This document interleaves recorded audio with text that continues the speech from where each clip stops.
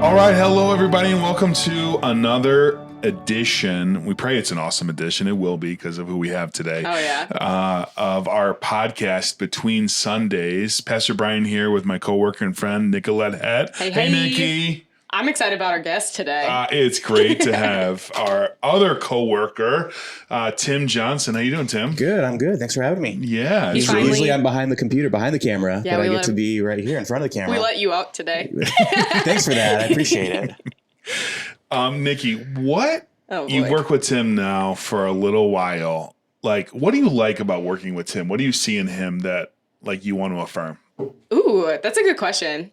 Well, I love that you play music on the other side of the wall so that I don't have to play Spotify during Very the day. thin walls. But Tim is a very compassionate leader. You are a slow to anger person. This is how I describe Justin too, is you're slow to anger. I've never seen you blow your top. And I think there's a lot to be said to that when you're in ministry and you deal with a lot of weird situations. Volunteers, volunteers are awesome. They're great, but sometimes it can be difficult because you don't have what you were hoping to have. And Sure. I don't know how to say that well, but I don't want to bash on volunteers. They're awesome. Right. But sometimes, But we're all people. We're all people. We're all yeah. people. Yeah. And you're really good with dealing with people and the things that people have. Thank you. I appreciate that. That's You a nice love people really affirmation. well. Yeah. Mhm. It actually is an attribute and characteristic of God. Yeah. Like slow to anger, abounding in love. And we made in God's image reflect that by modeling that. Yes. Right. So Tim, you do model that. I would Yeah. agree. Sure. And how you speak about your ministry and about the people in your ministry, it's always very caring and loving and affirming of them. Yeah. It's really wonderful to see. It challenges me to be better, I would say, in that. It's cool. Yeah. That because we're around church workers a lot. Oh, yeah. And it's so common for church workers to complain about their congregation. Yeah. Right? Or they complain about their Yeah. volunteers, or complain about their kids, or complain about their musicians. And I'm always thinking dude, you are complaining about the very people you're supposed to love and Right. serve. Right. Right. And we don't hear that from Tim a lot. No, we don't. Yeah. Right. Yeah. I've been doing this a long time. I hate to think back how long I've been doing it, but I've grown a lot in that ministry, that side of the ministry too. Yeah. I'm a musician at heart. So the music was always at the forefront, but working with people and understanding people and where their heart is has been a very big part of my life and my growing and serving in ministry. Yeah. So what do you mean by that you've grown in it? I've been doing this since high school. Yeah. So when you first start, it's hey, you're just playing guitar. You get to be a musician, have Yeah, fun, so right? cool. Yeah. But then there's that whole other aspect of ministry, which is hey, I'm here to serve my musicians, my people that want to serve the Lord and the church. Yeah. So I'm that intermediary. It's hey, I'm here to serve you and give you the tools that you need. And I want to go along with you on your journey too. So whether you're dealing with something in life, whether your family's struggling, whatever, I want to be there and I want to be there to pray for you. That was something I grew into. That's great. Again, it just started out hey, we get to play music together. That's the fun part of it. Right. But there's that whole other aspect. Right. It's not just the music. Right. Right. Yeah. And I think I really want to affirm our staff, and I think our congregation has seen that in all of our staff people, that you guys provide pastoral care to your teams. Because our church has grown well beyond my personal ability to provide the needed care to all of our people. We just have too many people for you, problem. Nikki, or you, Tim, to be oh, sorry, that sounds pastoral. You should talk to Brian about that. No, you do that, Nikki. Yeah. You do that, Tim. Yeah. We all do it and because I think the reality is you have built trusting relationships with your volunteers. So they come to you, be hey, this is what's going on. You're not oh, this is not music. Talk to pastor about that. No, you embrace that. And Nikki calling that out is a really great thing. Yeah. Tim, what do you love about serving here? Nikki. He loves being right next to my office. Very thin walls. I'll answer this for you. I do actually love the team camaraderie that we have, right? Yeah. So it's not just hey, you do your thing, and we're all separated. It's hey, let's come together. Yeah. Let's knock this out of the park. Let's focus on one thing. And one of the things I love especially is our weekly meetings where we come together and kind of plan out what we're going to be teaching the church. That kind of goes and coincides with what music I'm picking, what scripture we're going to be diving into, what our people need right now, culturally, what's going on, and I love that.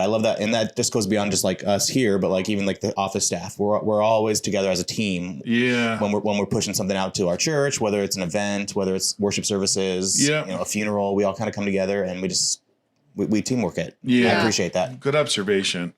It's not always perfect because sometimes we get frustrated. Yeah. But I do think like we do try to see what we're doing as a team effort, right? Like if you're winning, we're all winning. If you're winning, we're all winning. Yeah. And like if you're struggling, we're going to try to pick you up. Mm-hmm. So Tim, you're a great part of our team, and I'm really thankful for all the members of our team. I know our congregation is as well, because each one brings unique gifts, and you do as well, Tim.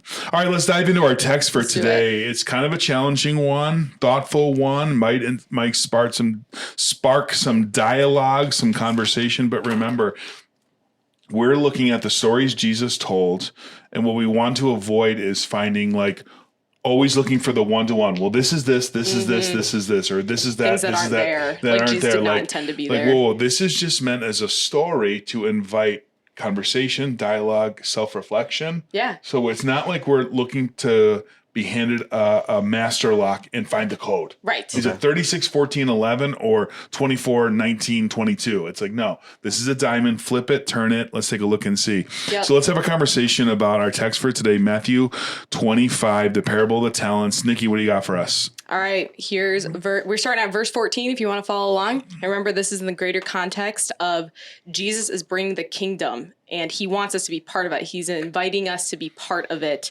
And so he's also challenging the leaders of the time, like, are you in with me or are you going to reject this? So Here we go, verse 14. Again, it will be like a man going on a journey who called his servants and entrusted his property to them. To one, he gave 5 talents of money, to another 2 talents, and to another 1 talent, each according to his ability. Then he went on his journey. The man who had received the 5 talents went at once and put his money to work and gained 5 more. So also the one with 2 talents gained 2 more. But the man who received the 1 talent went off, dug a hole in the ground, and hid his master's money. After a long time, the master of those servants returned and settled accounts with them. The man who had received the 5 talents brought the other 5. Master, he said, you entrusted me with 5 talents. See, I have gained 5 more. His master replied, well done, good and faithful servant. You have been faithful with a few things. I will put you in charge of many things. Come and share your master's happiness. The man with the 2 talents also came. Master, he said, you entrusted me with 2 talents. See, I have gained 2 more. His master replied, well done, good and faithful servant. You have been faithful with a few things. I will put you in charge of many things. Come and share in your master's happiness. Then the man who had received the 1 talent came. Master, he said, I knew that you are a hard man, harvesting where you have not sown and gathering where you have not scattered seed. So I was afraid and went out and hid your talent in the ground. See, here is what belongs to you. His master replied, you wicked, lazy servant. So you knew that I harvested where I have not sown and gathered where I have not scattered seed? Well then, you should have put my money on deposit with the bankers so that when I returned, I would have received it back with interest. Take the talent from him and give it to the one who has the 10 talents. For everyone who has will be given more, and he will have an abundance. Whoever does not have, even what he has will be taken from him, and throw that worthless servant outside into the darkness where there will be weeping and gnashing of teeth. So joyful. Let's dive in. I always love texts like this when we read them in church. And, we'll read it and be like, this is the word of the Lord. And the congregation will say, thanks be to God. And so it's thanks be to God. Ends on a down note. Yeah. So the ending of it is a little problematic. Maybe we'll tackle that at the end. But Nikki, is this parable about good investing principles? No. No, it is not. Fun fact, because we got to put one in there. Okay. Is this about sheep? No, it's not. It's about talents. A talent is almost 20 years worth of wage. Jeez. Which me and Tim both Googled that because we're like, what is that? That's a lot of money. Yeah, it's a lot of money. 20 years of 20 wages? 20 years of minimum wage, I guess.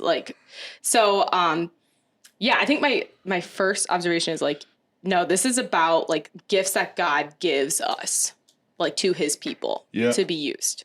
What might an example of that be?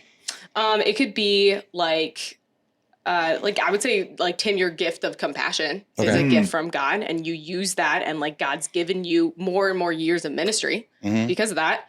Well, maybe not because I guess I don't know God's brain, but I would assume he gives you more.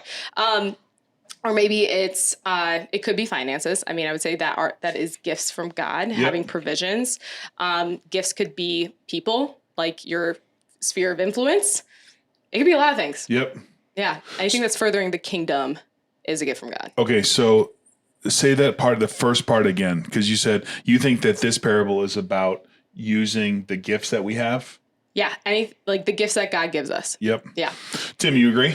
Yeah, and like she said, it's not necessarily just finances, right? If God's blessed you with finances and you can return that, that's a blessing. But it's the physical gifts or the spiritual gifts that God's given you. So whether it's leadership, whether it's like, hey, you're an outgoing person, you can be the greeter at the door. You're just a friendly face. And obviously, in my line of work, it's like, hey, if God's gifted you to be a musician, right? Use that talent, the gift that God's given you, to serve the church and serve the congregation. Yeah. So I know it's one of those church words that gets used so much that I'm afraid it's lost its meaning. But in that fear, we lose out on the beauty of actually the word in itself. And I want to use that word stewardship, which let's not forget that the whole concept of stewardship is countercultural. Right? Like culture says you've been given something, what you do with that. Try to get as influential as you can with it. Try to get as much money as you can because you have that gift. Yeah. Right? Like try to advance yourself because you have that gift. How is Christian stewardship different than what the culture says about what you're supposed to do with what you've been given? Well, it's how you're investing it, I suppose. Because if it's for yourself and you're investing it in a bank or in stocks or trade, it's like, hey, I want to save up money for my retirement. I want to save up money for my family. I'm putting this down payment on a house. I'm being wise with my finances. Yeah. In a Christian sense, it's like how you're investing it is in God's kingdom and in the church, right? Right. So yes, we give our offerings, we give our tithes, but where's that money going and what's that money doing? Yeah. Where's it making an impact? Yeah. I also think the mentality of this was never mine in the first place. Right. I mean, just goodness, like these guys, this was given to them by their master. That was never mine, but it was entrusted to me to do something with it. And what is God asking us to do? He's asking us to bring people to Jesus. He's asking us to reach out to people who are in need. And that's a way we are Jesus to people. Be Jesus to people with whatever he gives you. That's right. Right. So the whole concept of stewardship is different than I think how culture might view the gifts we've been given, because the culture might view the gifts you've been given and say, well, that's mine to do with it whatever I want to. Yeah. To yay achieve, me if I give it away. Achieve whatever purpose I want to do with it. Christian stewardship actually says, no. This was given to you by God for a purpose. And that purpose is not for the advancement of Nikki or the advancement of Tim, but for the advancement of God's kingdom. Yeah. I have a cousin who lives that out so well. And she was even talking about her own kids. She's like, these are God's kids. He entrusted them to me. I need to do really well by them because they are God's kids. And I was like, whoa. Yeah, that is that changed my mindset on a lot of stuff. I like that. That's cool. And Nikki, you pointed out the people who have the stuff here, they have no reason to be proud or boastful about it because they were given it. Yeah. Right? And so in the same way, when we take a look at what we have, whatever gifts we have, tangible gifts, yes, but I also think about personality traits, hospitality, musicianship, whatever those things are, those are actually given to you, right? You may have worked at developing them, but really it's a gift that was given to you, not so you can do whatever you want with it. Right. And I think that's really the heart of this, which is what have you been given and what are you going to do with what you've been given? Can I speak to one of our members who just please does that amazingly? You guys know Dan DeBoer. Oh yeah. He is just a servant's heart wherever he is. Literally. It'll be hey, you need help at home? Let me grab my tools. I'll be right there. Yeah. Oh, you need help getting a tree down? Let me go grab it. Oh, someone needs help mowing their lawn? I can do that. I have these gifts. I have these tools. Let me use them. And it's not just hey, I'm not serving the church or the ministry, but it's I'm just serving people. And I want to be there to help people. Right. And that's what God does. Hey, I've been given these gifts. I'm going to give them back. Right. And it's just yesterday he was with me and I was like, man, how are you doing this? Out of your long day, you were up at work at 6 or 5 and it's now you're here helping me at 3. And it's well, and then a few days prior, he was putting out a bunch of stuff for our rumor sale. I was like, This is so nice. So Dan, if you're listening, I affirm you, man. Thank you so much for all the work you do and like for your servant's heart with serving other people, not just here at the church, but throughout our whole community. Yeah, agreed. And to Dan's point, Dan is a great example and one of many who, because like he doesn't want the glory. Right. He's probably like, don't talk about me. Podcast, please, right? But it's like, no, that is a tangible example of someone who views the gifts he's been given, and those are gifts, to be able to like look at like a tangible problem, like how to hang what you were hanging yesterday. Like some people have those gifts, other people, Dan does, right? The ability to just do stuff, make stuff, build stuff, right? And make it high quality. Like he's like, I have that gift. Should I use those extra 10 to 20 hours a week to do like a side hustle where I make a lot of money? You know, he's like, no, I want to use that for God's glory. Yeah. Great example. Yeah. And we see it. We get that side of it. Yeah. So. And we see that in our church, don't we? Absolutely. Oh my gosh. Yeah. Right. Our people really a lot of unique gifts of leadership, gifts of service, like teaching, nursing, accounting, right? And people are saying like, hey, I want to use those gifts for God's glory. So if we want to think about a word for our congregation in light of this parable, what word of encouragement or challenge do you think that this parable would have for them? One word? Or are you just saying like words in general? Words in general. Okay. Yeah. Not limited to one word. I mean like a word in terms of a thought. Mission? That's one word, Tim. You can. I was stuck on the one word idea. Yeah. But I mean, it comes down to that when you narrow down, like, hey, what is our goal, like in life and the gifts that we've given? It's about mission. Yeah. It's about serving others and serving. You know, what God has given us, we're going to give back to others. Yep. Yeah, I think when you use your gifts, like, just know God is going to multiply it. Yeah. And you're going to be really grateful to be able to see that. Like, you get to be part of it and you get to see it happen. Something that I thought was cool in here is, does the master expect equal output from each person? Like, you're going to bring back 5 more. You're going to bring, like, he rejoices when the 2 comes back with 2 and the 5 came back with 5. Same response. He's like sharing this joy with me. So I think, like, don't look at your gifts and be like, oh, I don't have enough or they're not adequate. Like, no. Like, God is giving you precious gifts that are so valuable to the kingdom. He's going to use it. He's going to multiply it and he's going to be just as rejoiceful for you.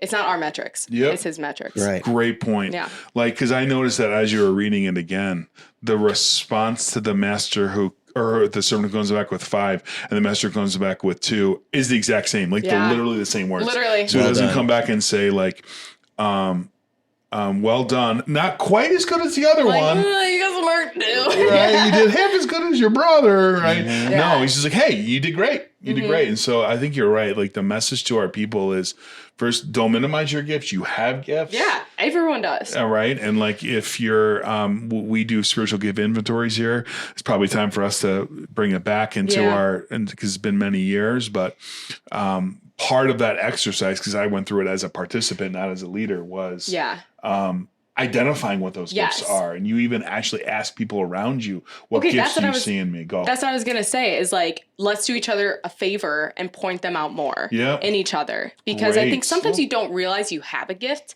until someone's like, hey, did you know, like, that is not typical. And like, I see that as a gift from God because I'm seeing you use it in a way that is doing great things. We should do that on a Sunday. Oh, just point it. Hey, you have this. Well, do you remember? I think you were with us when we did, like, we ended church early and then we had people like hand out, like, put like sticky notes on each other, like affirmations. Cool. I think it was your idea. I feel like you did that, Yeah. I don't know if it was all church. It might have been a youth group activity, though. That was really powerful. And we probably ought to do that again. You're right. Don't be afraid to point out the gifts you see in other people. Yeah, please. I've heard that some of the most important letters in the English language are, I see in you. Yes. Right? Like, I see, meaning like I-S-E-E, but I see in you. Like, I see these gifts in you. And like we do with Tim, right? So, like, don't be afraid to point out the gifts you see in others. Don't minimize the gifts that you've been given. And ultimately, see that the gifts that you've been given have been given for a purpose. And that's for mission, for the glory, for the advancement of God's kingdom, for the glory of God, not for the advancement of ourselves. Right. Yeah. I would be remiss if we didn't address the one at the end. At the end, because I don't want to be a church that avoids hard conversations, right? But we should lean into it. First of all, it is startling language, right? But I think the point is the judgment of God is real. Mm-hmm. And it's not necessarily because, hey, you didn't do enough. Yeah, never that. But it's rather because none of us do enough. Right. None of us do enough. Mm-hmm. None of us are good enough stewards to be celebrated by God in heaven. Like, we're in heaven solely because Jesus Christ laid down his life for us. But there is a fundamental rejection on the part of the one talent person about who God is. And that's the problem. Okay. Yeah. Right. Not that, hey, you only did one. Right. Mm-hmm. In fact, I was thinking about this. We're also doing the parable of the prodigal, the prodigal son, the loving father, the father with the two sons. Mm-hmm. Pete's sake, this guy did better than the younger son. Right. The younger son spent it in a wild living. Yeah. This guy at least buried it. He didn't lose it. He didn't blow it. So part of me is like, give some grace to this guy. But no, the point is like, isn't like, what are you doing, and what you do determines your eternal destiny. It's like, who do you believe God is? Are you standing in acceptance of who God is, or are you standing in rejection of who God is? Mm-hmm. This person is standing in open rejection of who God is. I don't believe that you're a good man. You're a hard man. You harvest where you don't sow. You gather where you don't scatter seed. That's not who God is. Mm-hmm. So he's standing in rejection of that. And so because of that and that alone, are we okay with that? Yeah. So what I'm hearing is that even if, let's say, you blow it, you're still in heaven. Yeah. It's just the rejection of God in totality. Right. Like, Right. Because all of us blow it. Yeah. Right. All of us have moments we like to have back. Yeah. All of us have moments where like we take our gifts and don't use them appropriately, or we snap or whatever. Including like questions and doubts. Yep. Because that's part of the human experience. Absolutely. Mm-hmm. Absolutely. Like, we'll fully understand who God is once we get into heaven. Yep. Yeah. Then it's going to be great. That's going to be awesome. Yeah.